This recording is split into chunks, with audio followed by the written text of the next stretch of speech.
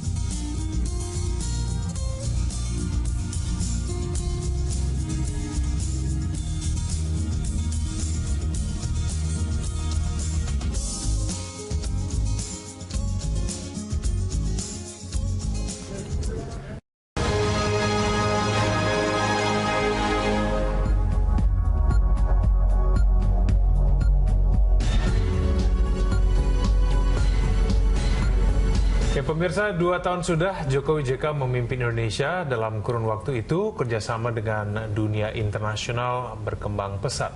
Ya, Jokowi dinilai berhasil membawa investasi asing ke Indonesia untuk menggerakkan perekonomian. Ya, dan pemirsa, Anda masih bersama kami di Special Report 2 tahun pemerintahan Kabinet Jokowi JK 730. Kami masih akan menyajikan serangkaian informasi khusus bertajuk Jokowi JK 730. Dan tentunya di segmen dialog kami akan mencoba mengupas berbagai masalah krusial terkait dengan perkembangan dan pencapaian target-target di bidang investasi selama 2 tahun terakhir bersama dengan narasumber yang berkompeten di bidangnya. Dan pemirsa, inilah Special Report program Jokowi JK 730 selengkapnya. Dalam konferensi Asia Afrika yang digelar di Bandung tahun 2015 silam, Indonesia menjadi tamu bagi 89 kepala negara yang berada di 2 benua. Dalam kesempatan ini, Jokowi dan kepala negara lain menaikkan dokumen yaitu Pesan Bandung 2015, Deklarasi Penguatan Kemitraan Strategis Asia dan Afrika, serta Deklarasi Kemerdekaan Palestina. Jokowi juga menghadiri KTT G20 di Antalya, Turki di bulan November 2015. Dalam KTT 20 negara ekonomi terbesar inilah direalisasikan program Automatic Exchange of Information yang akan diberlakukan mulai 2017. Program ini sepakat membuka informasi dan data perbankan, termasuk pajak dan transaksi keuangan pada negara-negara G20. Aturan inilah yang kemudian digunakan pemerintah sebagai pijakan untuk membuat kebijakan tax amnesty yang hingga saat ini terbukti sukses memperkuat ekonomi Indonesia. Jokowi juga diundang untuk memberikan pandangannya di KTT G7, Forum 7 Negara Ekonomi Maju Utama. Hal ini menunjukkan pandangan negara G7 yang menganggap Indonesia adalah negara yang paling berperan besar sebagai mitra strategis dalam segala hal. Di ASEAN, Jokowi juga kembali menyuarakan pentingnya stabilitas kawasan ini.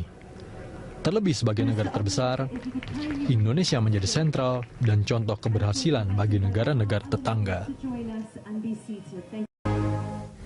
Pembangunan proyek infrastruktur transportasi dengan basis rel merupakan salah satu proyek prioritas pemerintahan Jokowi JK ada di seluruh Indonesia. Beberapa di antaranya adalah seperti Light Rail Transit atau LRT dan Mass Rapid Transit atau MRT. Ya, 2 tahun pemerintahan Jokowi JK, pemerintah pusat dan pemerintah Provinsi DKI Jakarta sedang berpacu menyelesaikan proyek transportasi massal di ibu kota. Pembangunan proyek infrastruktur transportasi dengan basis rel merupakan salah satu proyek prioritas pemerintahan Jokowi JK yang ada di seluruh Indonesia. Beberapa di antaranya adalah seperti Light Rail Transit atau LRT dan Mass Rapid Transit atau MRT. Proyek LRT diresmikan oleh Presiden Joko Widodo pada 9 September 2015. LRT atau kereta api ringan dibangun untuk menghubungkan Jakarta dengan kota-kota satelitnya seperti Bogor dan Bekasi. Proyek dengan nilai investasi sekitar 11,4 triliun rupiah ini ditargetkan selesai pada tahun 2018. LRT ini memang pada jangka pendek akan dipakai untuk Asian Games 2018. Tetapi dalam jangka panjang transportasi massal di semua kota di Indonesia ini memang sudah sangat diperlukan karena di semua kota besar pasti sudah macet. Pembangunan pada tahap fase 1 rute Cibubur Cawang Duku Atas sepanjang 24,1 km. Selanjutnya pembangunan dilanjutkan fase 1B dengan rute Bekasi Timur, Cawang, Duku Atas sepanjang 17,9 km. Pembangunan LRT tahap 1 diperkirakan menghabiskan biaya sebesar 23,81 triliun rupiah. 30 September 2016, Presiden Joko Widodo ditemani sejumlah Menteri Kabinet Kerja dan Gubernur DKI Jakarta meninjau perkembangan pembangunan Light Rail Transit lintas 1 Cawang, Cibubur sepanjang 14,5 km. Hingga saat ini kemajuan pekerjaan konstruksi lintas pelayanan pertama baru mencapai 15%. Selain LRT, Presiden Jokowi juga meninjau perkembangan pembangunan Mass Rapid Transit atau MRT di stasiun Duku Atas. Presiden mengaku cukup puas dengan progres pembangunan MRT dan menargetkan di tahun 2019, proyek MRT sepanjang 15,7 km bisa diselesaikan. Dan kita lihat juga untuk tunnel, untuk terowongannya juga sudah tembus. Saya kira progresnya sangat bagus sekali. Proyek MRT dimulai pada Oktober 2013, tahap 1 yang akan dibangun terlebih dahulu menghubungkan Lebak Bulus sampai dengan Bundaran HI sepanjang 15,7 km dengan 13 stasiun, di mana 7 stasiun layang dan 6 stasiun bawah tanah yang ditargetkan mulai beroperasi pada tahun 2018. Tahap kedua akan melanjutkan jalur selatan utara dari Bundaran HI ke area kota sepanjang 8,1 km yang akan mulai dibangun sebelum tahap 1 beroperasi dan ditargetkan beroperasi pada tahun 2020. Data per 30 September 2016, penyelesaian pekerjaan konstruksi MRT Jakarta Koridor Selatan Utara fase pertama, Lebak Bulus Bundaran HI, secara keseluruhan telah mencapai sekitar 56,41%.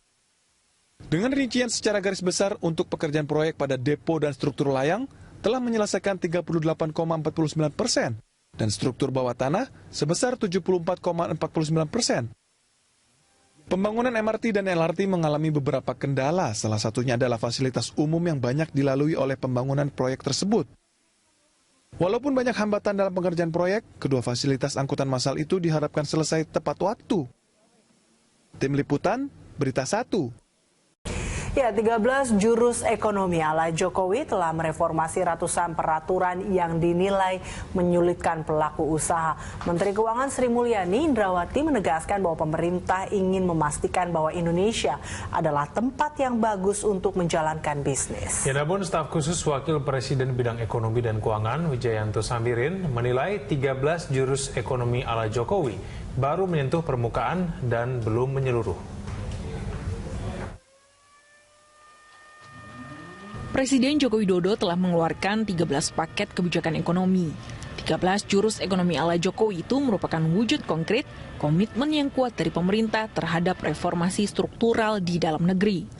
Meski demikian, staf khusus Wakil Presiden Bidang Ekonomi dan Keuangan Wijayanto Samirin menilai 13 ekonomi ala Jokowi baru menyentuh permukaan dan belum menyeluruh. Dari ribuan peraturan yang harus direformasi, baru 250 diantaranya yang direformasi.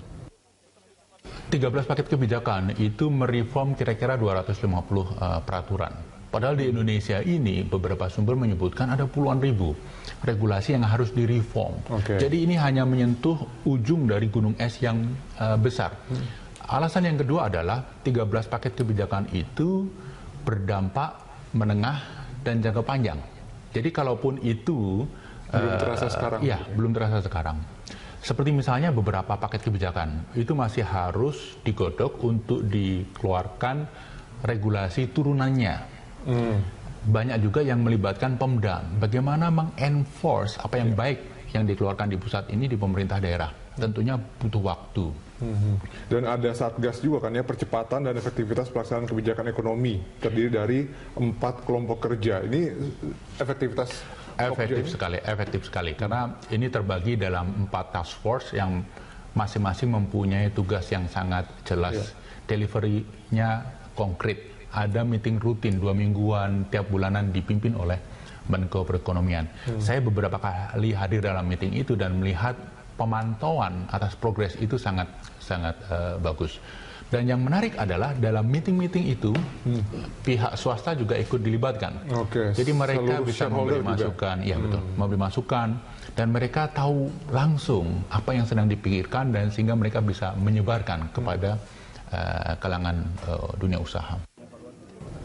Secara keseluruhan, paket kebijakan ekonomi pemerintahan Jokowi JK memangkas peraturan yang menghambat laju perekonomian. Menteri Keuangan Sri Mulyani Indrawati menegaskan, penerbitan 13 paket kebijakan ekonomi merupakan bagian dari kebijakan sektoril. Dengan adanya reformasi sektoril, pemerintah ingin memastikan Indonesia adalah tempat yang bagus untuk menjalankan bisnis. Sementara itu, Kepala Departemen Kebijakan Ekonomi dan Moneter Bank Indonesia Juda Agung menilai, pemerintah harus fokus membongkar hambatan terbesar pertumbuhan ekonomi, yakni infrastruktur energi, SDM, dan konektivitas. Jika 3 hambatan di 3 sektor itu dihilangkan, akan berdampak besar dalam pertumbuhan ekonomi. Tim Liputan, Berita 1. Pemirsa, tidak lama lagi Indonesia akan memasuki era baru dalam sistem transportasi nasional, yaitu kereta api cepat. Kehadirannya sangat dibutuhkan untuk menunjang mobilitas yang semakin meningkat. Dengan mobilitas yang tinggi, tentu dapat memberikan dampak yang positif terhadap perekonomian di wilayah-wilayah sekitarnya. Kereta cepat telah dicanangkan pemerintahan Jokowi JK sebagai moda transportasi massal masa depan. Hal ini mengingat kereta memiliki keunggulan komparatif dibandingkan moda transportasi lainnya, seperti hemat energi serta relatif terjangkau oleh masyarakat. Banyak negara lainnya telah lama menggunakan kereta cepat untuk angkutan penumpang. Indonesia tentu ingin mengambil manfaat dari perkembangan teknologi tersebut dan mulai menapaki era kereta cepat. Sebagai tahap awal, pemerintah memilih rute Jakarta-Bandung sebagai proyek percontohan. Proyek kereta cepat Jakarta-Bandung sempat menimbulkan polemik mengenai penggunaan APBN. Namun, Presiden akhirnya memutuskan proyek dengan investasi sebesar 5,57 miliar dolar Amerika Serikat itu sepenuhnya diserahkan kepada swasta. Dengan Tiongkok, misalnya, disepakati dan segera ditindaklanjuti target perdagangan 150 miliar US dollar. Dan ditandatangani kerjasama untuk pembangunan Jakarta-Bandung High Speed Rail. Kereta cepat Jakarta-Bandung ditargetkan akan selesai pada tahun 2019. Perjalanan dimulai dari stasiun Halim dan akan berakhir di stasiun Tegaluar. Dengan hanya 4 stasiun, konsorsium yakin waktu perjalanan Jakarta-Bandung bisa dipangkas hanya menjadi 36 menit. Selain menyerap 89.000 tenaga kerja, proyek itu akan mendorong lahirnya sentra ekonomi baru di setiap stasiun. Direktur PT Kereta Cepat Indonesia Cina KCIC, Hanggoro Budi Wirawan menyatakan, bulan November 2016 pembangunan kereta api cepat akan segera dimulai. Pertimbangan teknis, November kita harapkan sudah mulai aktivitas di lapangan mulai tepat. Ini diperkirakan sudah bisa ya Pak ya? Karena sudah melewati batas psikologis 80% tadi ya. Oke, kita berarti kita punya bargaining posisi tawar yang lebih kuat kepada lender. Berarti pertanahan sudah 80%, lalu pendanaan juga sudah ditargetkan ya di bulan November. Perizinan? Perizinan relatif sudah hampir semua. Salah satu yang belum itu adalah izin pinjam pakai di kawasan Halim. Ini sudah mendekati finalisasi. Kemudian perizinan yang lain adalah masalah tata ruang. Jadi kita masih memerlukan payung peraturan pemerintah untuk tata ruang nasional. Ini juga dalam proses finalisasi, mudah-mudahan juga bisa cepat, sehingga bisa mempercepat semua gerak kita. Oke, dan itu Tidak hanya Jakarta-Bandung, pemerintah juga telah meminta Jepang untuk memulai studi kelayakan rute Jakarta-Surabaya. Nilai investasi proyek kereta cepat Jakarta-Surabaya nantinya diperkirakan mencapai 3 miliar dolar Amerika Serikat. Kereta tersebut akan melaju dengan kecepatan hingga 200 km per jam. Kereta api cepat 200 km itu Jakarta Surabaya yang sudah juga sebenarnya disepakati waktu itu. Nanti dengan Ibu Rini akan kita bicarakan. Itu juga mereka mau melakukan joint survei antara pemerintah Indonesia dan pemerintah Jepang. Kemudian juga dibicarakan kerjasama lain yang inginkan supaya itu bisa terlaksana dalam waktu cepat. Kita berharap kalau ini semua working groupnya ini bekerja, kita berharap itu akan bisa mulai berbagai proyek itu awal atau first quarter next year.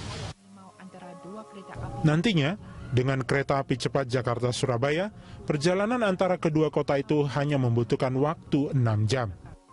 Apabila proyek kereta api cepat ini berhasil, Indonesia akan menjadi negara pertama di ASEAN yang memiliki moda transportasi kereta cepat. Tim Liputan, Berita 1. Sejak dilantik menjadi presiden, Jokowi ingin mengubah iklim investasi di Indonesia yang ramah kepada seluruh pelaku usaha. Presiden bahkan meminta kabinetnya untuk menaikkan peringkat kemudahan berinvestasi di Indonesia dari 109 menjadi 40. Presiden juga menargetkan target investasi untuk 5 tahun pertama sebesar 3.471 triliun rupiah. Lantas bagaimana tren investasi dalam beberapa tahun terakhir? Rekan Kevin Egan akan memaparkannya untuk Anda. Baik, karena terima kasih pemirsa, kita akan melihat bagaimana kemudian capaian investasi dalam pemerintahan pemerintahan dari semester pertama, maksud saya di tahun ini yang mencapai 298,1 triliun rupiah. Kita akan melihat dari data-data berikut ini. Ya pemirsa, dapat kita lihat ini adalah realisasi investasi ya, pada semester pertama pada tahun 2016 mencapai 298,1 triliun rupiah, dan ini dapat kita jelaskan bahwa sebetulnya investor memiliki minat yang tinggi untuk membenamkan modalnya di tanah air, terutama dengan sejumlah paket kebijakan yang memudahkan kegiatan berbisnis. Mayoritas investasi asing maupun domestik sejak 2015 hingga semester pertama lalu masuk ke sejumlah proyek yang baru. Kita lihat pada semester pertama 2016 sebesar 298,1 dengan penanaman modal asing mencapai 195,5 dan kemudian penanaman modal dalam negeri sebanyak 102,6. Sedangkan pada tahun 2019 diproyeksikan akan ada 932,9 triliun rupiah yang menanamkan modalnya di Indonesia dengan jumlah penanaman modal asing 363,0 dan kemudian penanaman modal dalam negeri sebesar 569,9, sehingga dalam periode 2015 hingga 2019 ditargetkan modal asing maupun dalam negeri yang masuk dalam Indonesia bernilai 3.471,3 triliun rupiah.